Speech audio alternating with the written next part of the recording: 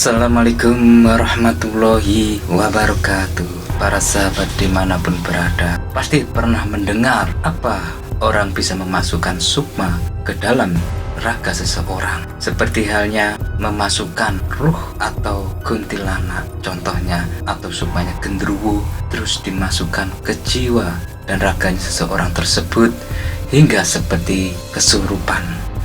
Apa yang dimaksud dengan mediumisasi? Berikut ini juga kami sertakan mediumisasi kami, dokumen yang ada di video tahun 2011. Harap maklum videonya sudah rusak ya, sudah buram. Itu saya buat tahun 2011. Dan untuk saat ini saya sudah tidak pernah untuk mediumisasi lagi. Apa manfaat dan mudaratnya mediumisasi tersebut? Pengertian dan cara mediumisasi. Mediumisasi adalah proses memasukkan makhluk astral ke dalam tubuh manusia dengan tujuan untuk berinteraksi dengan penghuni tempat-tempat tertentu, seperti halnya tempat angker. Misalnya untuk menguak mitos, misteri, sejarah, dan masih banyak lagi, tergantung kebutuhan dari seseorang tersebut. Mediumisasi kini diperkenalkan kepada masyarakat luas sebagai tontonan. Kita melihat beberapa tayangan di televisi, hiburan, YouTube, dan sejenisnya. Sudah tidak asing lagi dengan namanya apa itu mediumisasi. Mari kita bahas lebih lanjut tentang cara mediumisasi yang melibatkan roh halus, melibatkan makhluk halus, makhluk gaib. Sedikit saya akan meluruskan tentang pengertian cara mediumisasi ini. Sebenarnya istilah kemasukan menurut saya lebih tepat, atau ketempelan makhluk gaib. Kenapa demikian? Di dalam tubuh manusia sudah ada ruh sejak dalam kandungan. Artinya tidaklah mungkin kita bisa dimasuki roh-roh lain seperti jin, setan, kuntilanak, genderuwo, hantu, atau apapun istilahnya. Kesimpulan berdasarkan penelitian yang saya pernah alami waktu pengalaman dahulu yang masih getol-getolnya dengan spiritual, masa-masa muda kami lakukan sejak 2003-2004. Setiap kali melakukan atau melihat orang yang katanya kerasukan jin, makhluk tersebut hanya terlihat menempel dengan tubuh orang itu. Mengapa bisa menggerakkan tubuh kita, bisa ngubah suara kita dan tingkah laku kita?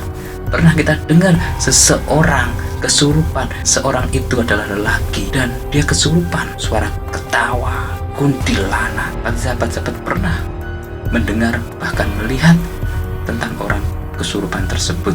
Sebab jarak tempel dengan tubuh kita hanya berkurang atau berjarak kurang lebih dari 2 cm. Dengan jarak yang sedekat itu, maka mereka lebih mudah saat mengendalikan anggota badan yang dirasukinya. Bahasa awamnya yang lebih terkenal selama ini digunakan membuat kata kesurupan. Tidak terlalu terdengar di kalangan masyarakat. Taunya mediumisasi dan kesurupan. Ketika Anda melihat bayangan, ya, betapa mudahnya melihat bayangan atau tontonan di televisi, YouTube, dan sejenisnya. Begitu mudahnya seseorang praktisi supranatural mempraktekkan cara mediumisasi dengan cepat, bahkan instan. Benarkah semudah itu? Tentu tidak segampang yang Anda lihat.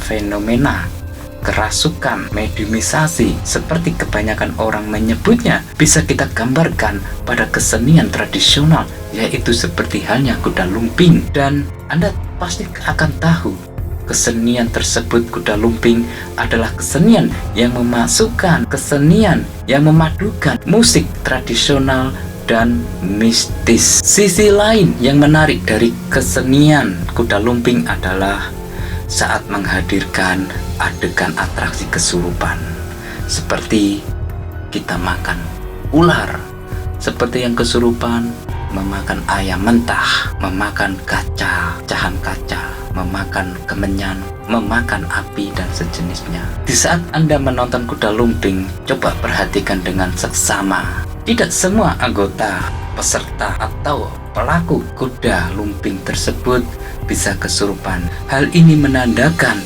tidak semua orang terbuka titik inti cakranya atau cakra mahkota yang ada di ubun-ubun. Layaknya seperti atau hipnotis atau gendam. Tidak semua orang bisa dihipnotiskan, tetapi ada orang yang mudah dihipnotis atau digendam. Ciri-ciri yang mudah dikenali atau ciri orang yang gampang kesurupan adalah tatapan matanya yang kosong, hampa, seperti orang linglung. Tatapan mata yang kosong sama dengan titik cakranya terbuka. Maka tidak heran apabila yang melihatnya atau penonton pertunjukan kuda lumping bisa kesurupan secara tiba-tiba, padahal hanya mendengarkan lantunan musiknya, bahkan bukan anggota peserta kuda lumping, ibaratnya penonton asli.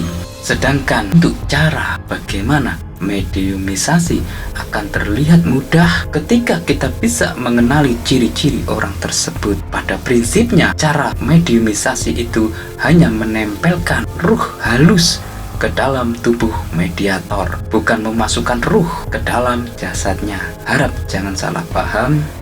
Ketika getaran atau vibrasi energi makhluk astral, makhluk gaib sudah mampu kita kendalikan, maka proses menempelkan kepada orang yang mudah kesurupan akan terlihat lebih mudah. Berarti kunci mediumisasi ada dua hal, yaitu mengendalikan vortex atau dalam hal makhluk halus, dan mencari orang yang titik cakranya terbuka atau cakra mahkota. Mediumisasi bukan sebuah permainan, jadi tidak semua orang bisa melakukannya.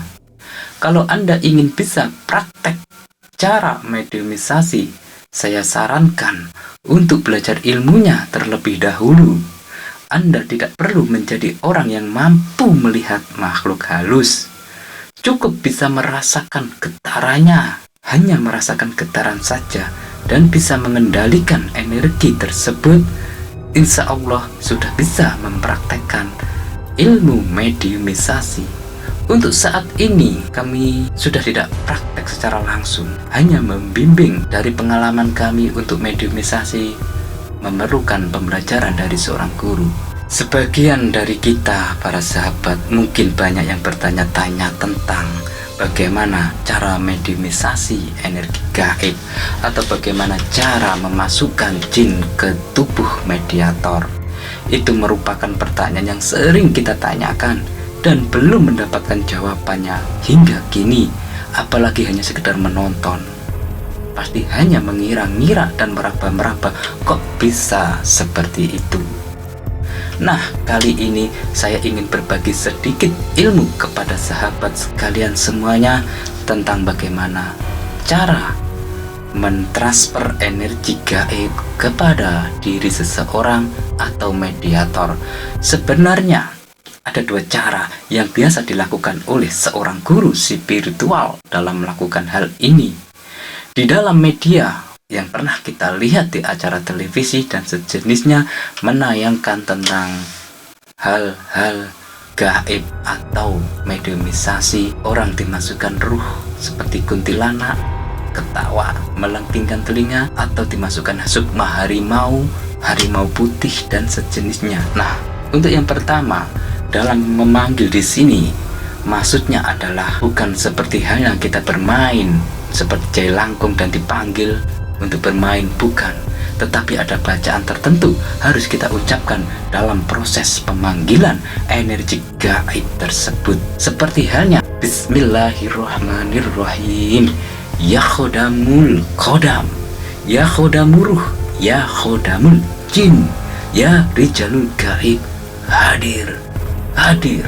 Itulah salah satu penggalan bacaan yang sering dibacakan oleh para ahli yang melakukan mediumisasi kepada mediator. Ketika memanggil energi gaib atau sukma gaib dimasukkan ke mediator. Untuk cara kedua, biasanya seseorang guru atau pelaku mediator yang mentransfer energi ke mediator untuk menggunakan ayat suci Al-Quran. Biasanya banyak doa-doa tersebut yang diambil dari surat Al-Baqarah. Untuk ayatnya seperti ini. Bismillahirrahmanirrahim.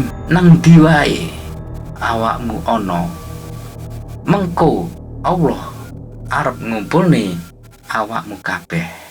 Dalam bahasa Indonesianya, di mana saja kamu berada wahai makhluk gaib, kelak Allah akan mengumpulkan kamu semuanya. Itulah salah satu dari ayat dalam versi Latin di Al-Baqarah ya, untuk menangkap jin, makhluk gaib, dan memasukkan ruh sukma mediumisasi ke mediator. Alangkah baiknya pesan kami dalam melakukan mediumisasi ke makhluk gaib, carilah seorang guru spiritual dalam membimbingnya. Karena bila tidak ada gurunya, bisa bahaya dalam kejiwaan dan gangguan psikologis di dalam diri Anda. Semoga para sahabat bermanfaat tayangan kami tentang cara ilmu mediumisasi yang sering beredar. Semoga berkah. Bersama Mbak Salim, berjumpa lagi nanti. Assalamualaikum warahmatullahi wabarakatuh.